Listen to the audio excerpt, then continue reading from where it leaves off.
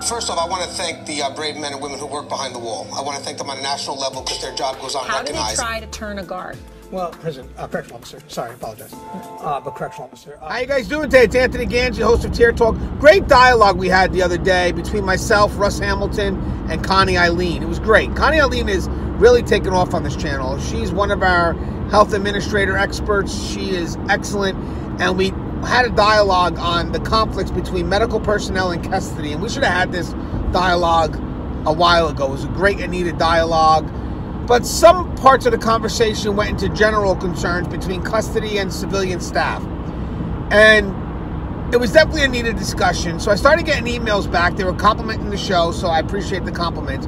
But they wanted us to explore a little bit more on the communication barrier between custody and civilian staff. In particular, the feeling of being inferior. So basically, both parties admitted that sometimes when I'm dealing with custody, they make me feel inferior about security concerns that they think I know.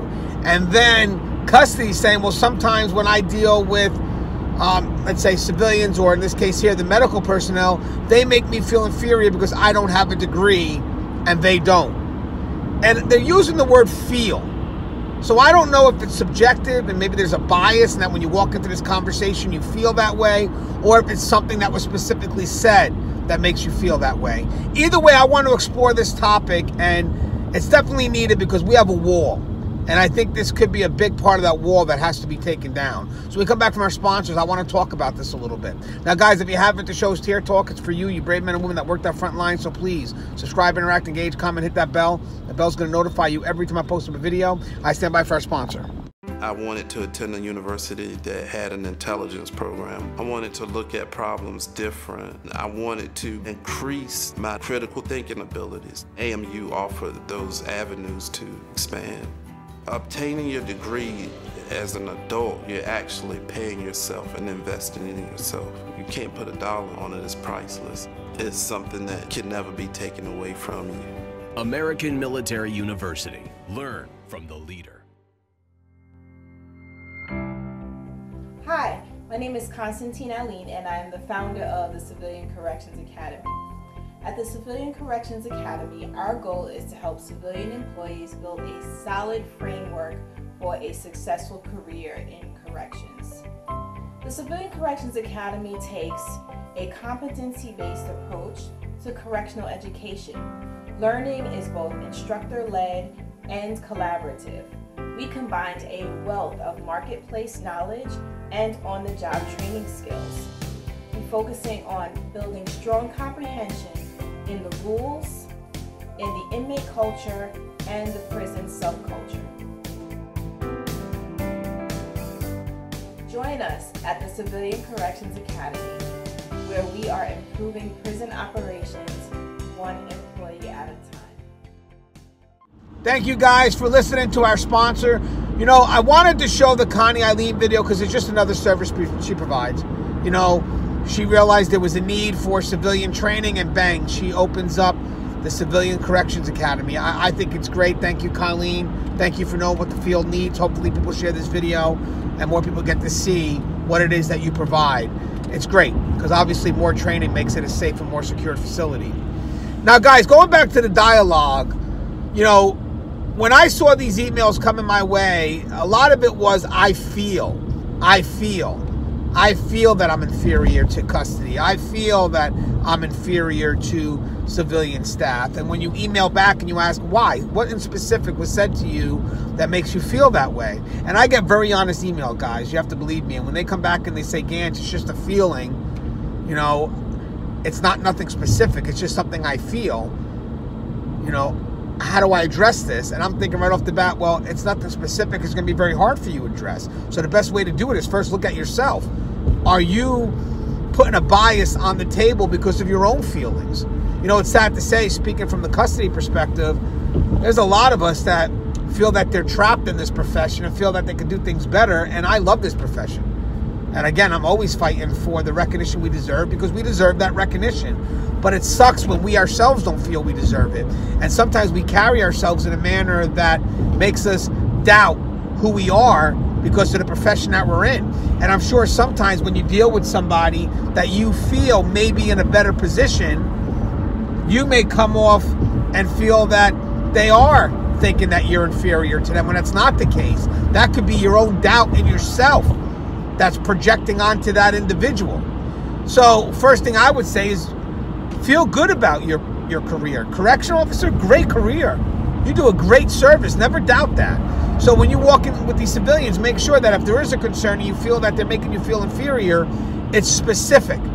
It's not coming from yourself. You know, because again, we put doubt in ourselves, automatically we start seeing other people putting that same doubt.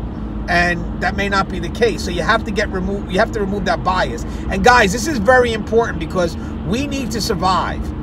We survive through teamwork. If that wall is there, we are not going to survive in this profession.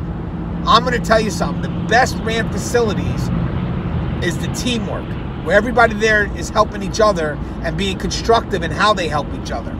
Now, on the other side, a lot of civilians feel that custody looks down on them because of these simple 101 security concerns that they may not be thinking about. And again, it's their approach from custody. You know, it's how they approach that. You know, are they condescending in that approach? And when I asked the civilian staff member, she goes, no, it's a feeling. Well, yeah, again, you have to be more specific. So maybe you're mad at yourself because you know this concern, and now you're thinking that the world around you is mad at yourself. And the thing is that it is about being constructive. You know, because don't forget, you guys have that other function, but you are supposed to be security minded. So we need to help you get there. We need to help you achieve what needs to be achieved so we can have a more safe and secure facility. You know, when I was an officer, sergeant, whatnot, I never had a problem dealing with civilian staff. I actually, again, one thing is I love what I do. I love interaction. I love dealing with people. So I also love to learn. That's a key to it as well. Remember, part of this communication is understanding each other's perspective as well. I always tell people that. Never forget that. But if there was a concern that I had about a civilian not following a certain security issue, like something as simple as a pen, I would take that as a chance to be constructive, not talk down to them, and remind them. And I would try to do it in a manner where maybe have an example that would have an impact. So if we're talking about the issue with the pen, maybe a story where the pen went into somebody's neck, which we know happens, but something that has a powerful impact that you know they'll leave like, wow, I better be on point with this. And again, for me, it was second nature because, again, that's what my background is. That's what I'm trained in. And I never felt that the civilians talked down to me either. Again, I always liked working with them. I got myself familiar with the programs that we're running. I love that, by the way, guys. When you talk to custody and custody knows exactly what programs, like name and who's running it, I love that.